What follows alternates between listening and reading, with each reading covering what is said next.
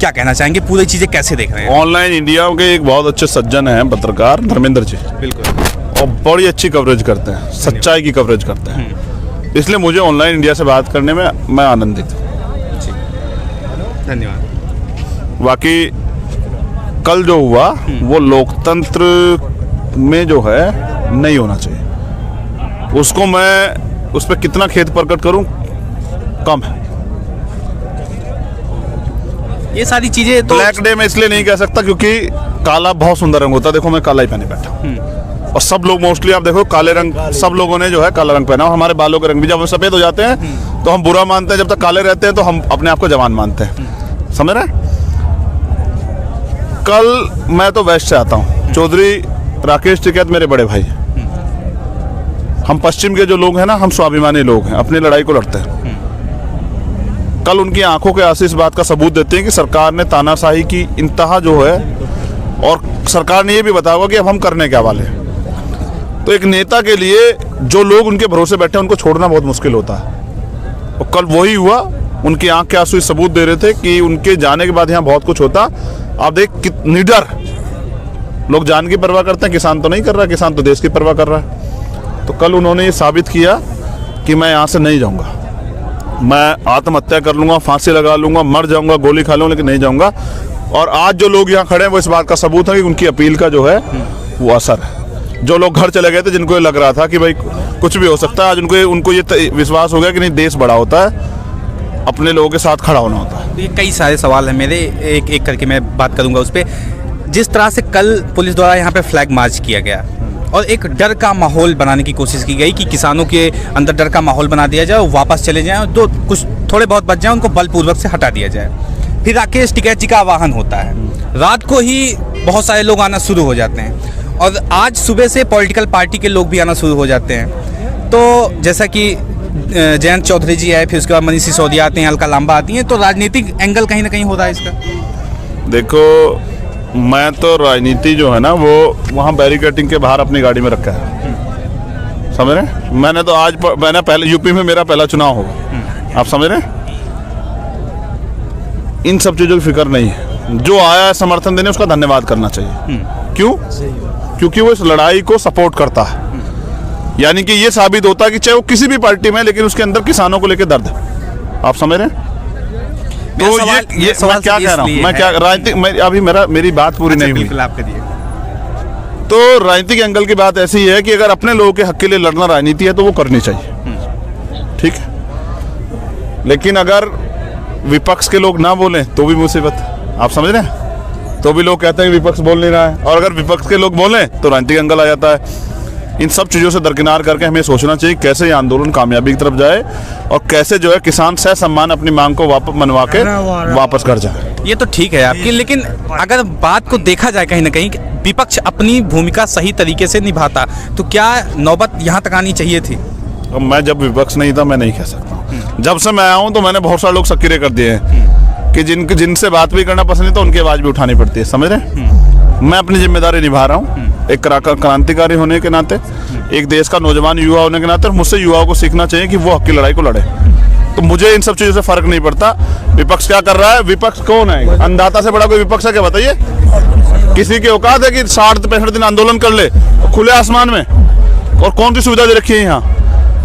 अपने tractor trolley में रहते हैं, और कल तो खुले आसमान में सोए हैं। इससे बड़ा विपक्ष कोई होगा? जनता विपक्ष है, और कोई हिम्मत नहीं उठा पा रहा है। सरकार से डरते हैं, गोली मार देंगे, मुकदमे लगा देंगी। मैं एनएस से झेल के आया हूँ, 16 महीने रहा हूँ, लाठियाँ खाई है मैंने 5 लाख लोग इकट्ठे किए थे जब रविदास गुरुघर तोड़ दिया गया था, तो मैंने लाठियाँ खाई है। और मैंने ये कल ये भी पता लगा 26 के आंदोलन में कि किसी भी आंदोलन को बदनाम करने के लिए किस तरह सरकार अपने लोग भेज के जो है आंदोलन की धज्जियाँ उड़वाती है और जन समर्थन को कम करती है। चलिए, ये तो एक चीज़ हो गई, लेकिन जिस तरह से अब भारत की राजनीति पलट रही है, जैसे हमारे देश के राष्ट्रपति पलटे, अच्छा तो यही है। बिल्कुल, जैसे हमारे देश के राष्ट्रपति जो हैं वो उन्हें प्रथम नागरिक का दर्जा दिया जाता है और हर पार्टी उनका सम्मान करती है, लेकिन कल उनके भाषण का बायकॉट बहुत सारी पार्टियों ने कर दिया। वो भाषण आज ही था जी, उनका जो अभी भाषण था आज ही था। जी, बायकॉट कल किए थे। तो इसको, इन सारी चीज़ों को कैसे करें? मैं क्या कह रहा हूँ, लोकतंत्र में विरोध जो है वो लोकतंत्र का सम्मान है। विपक्ष नहीं होगा तो सत्ता तानाशाह हो जाएगी। आज विपक्ष भूमिका अदा नहीं कर रहा, तभी सत्ता तानाशाह होगी। है किसानों ने विपक्ष जिंदा कर दिया। अन्नदाता ने देश में लोकतंत्र की सही परिभाषा, संविधान की सही परिभाषा पढ़ा दी है देश के राजनेताओं को भी, इसलिए विरोध करना पड़ रहा है। और अब ज़्यादा दिन ये नहीं चलेगा, अब जनता जाग रही है। इसी वेस्ट जो समझ रहे ना, ये जो हमारे भाई खड़े हैं तमाम, इन्होंने ही बनाई थी सरकार। अच्छा, ये आप सुनिए पहले, अरे मेरी बात सुनिए, इन्होंने ही बनाई थी सरकार। मुजफ्फरनगर समझ रहे हैं, बिल्कुल। हमारी एकता को ऐसे चकनाचूर किया गया षड्यंत्र करके, क्योंकि दंगा कभी नहीं होता, नेता कराते, किसी नेता का बच्चा नहीं मरता दंगे में। हमारी एकता टूटी और उसके बाद ये सरकार बनी। और मुजफ्फरनगर में कल की एक कॉल के बाद 2 लाख लोग इकट्ठा हुए, जाति धर्म सब चीजें पार रखे अपने लोगों के समर्थन में। अब आप देखना, ये देश में परिवर्तन की आंधी चलेगी। 21वीं सदी जो है वो किसानों की, वंचितों की, शोषितों की, गरीबों की होगी। गरीबी नहीं है देश में, नेताओं के घर जाके देखो, गरीबी नहीं है। गरीबी इसलिए बनाई गई कि लोग अगर सोचे सब लोग खुशहाल होते तो आज इस आंदोलन में कितने लोग होते। लेकिन कुछ लोग ऐसे हैं जिनको सुबह मजदूरी पे जाना पड़ता है, तब उनके बच्चों के पेट में रोटी आती है, वो भी आना चाहते हैं। अगर आप ये, हम लोग कल से कैंपेनिंग चलाएंगे कि सब अपने घर पे पोस्टर लगाएं कि किसानों के समर्थन में है या नहीं है। तो आप देखना, जितने घर है ना, 90% लोगों पे, बीजेपी के लोगों के घरों पे भी नहीं पोस्टर लगाएंगे, उनके बच्चे लगा देंगे, बीजेपी नेता ना भी चाहे। तो इसलिए जो है जन समर्थन आंदोलन तेजी से बढ़ रहा है, सरकार को अब झुकना पड़ेगा। देखिए, ये लड़ाई तो लड़ लिया जाएगा, आंदोलन की जो लड़ाई है इसे तो लड़ी जा सकती है, लेकिन इसके दूसरी तरफ एक जो और लड़ाई आके खड़ी हो गई है कि जैसे अभी कहा जा रहा था कि कल शाम को यहाँ पे बीजेपी के कुछ लोगों को इकट्ठा करके दमनकारी तरीके से किसानों को दबाने की कोशिश की जा रही है। तो ये लड़ाई कैसे लड़ेंगे आप?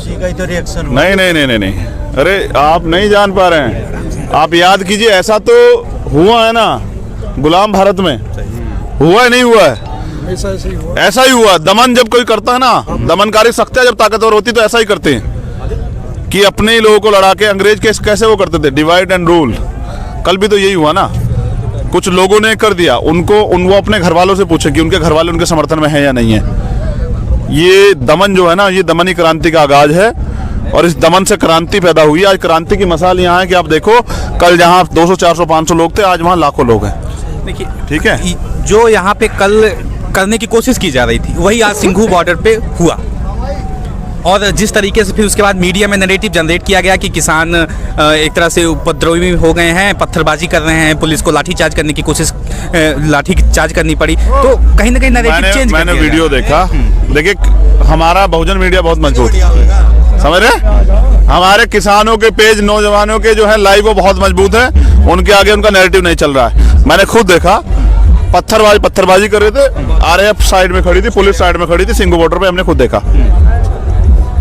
कोई फर्क नहीं पड़ता है। सवाल ये सरकार, बहुत सवाल हो गए, मैं क्या कह रहा हूँ, बहुत सवाल हो गए। आज की बात करते हैं। आज हम लोग यहाँ एकजुट हैं, साथ खड़े हैं। आज लड़ेंगे, कल लड़ेंगे। ये तानाशाही सरकार है तो कल कोई और सरकार, वो भी तानाशाह हो सकती है।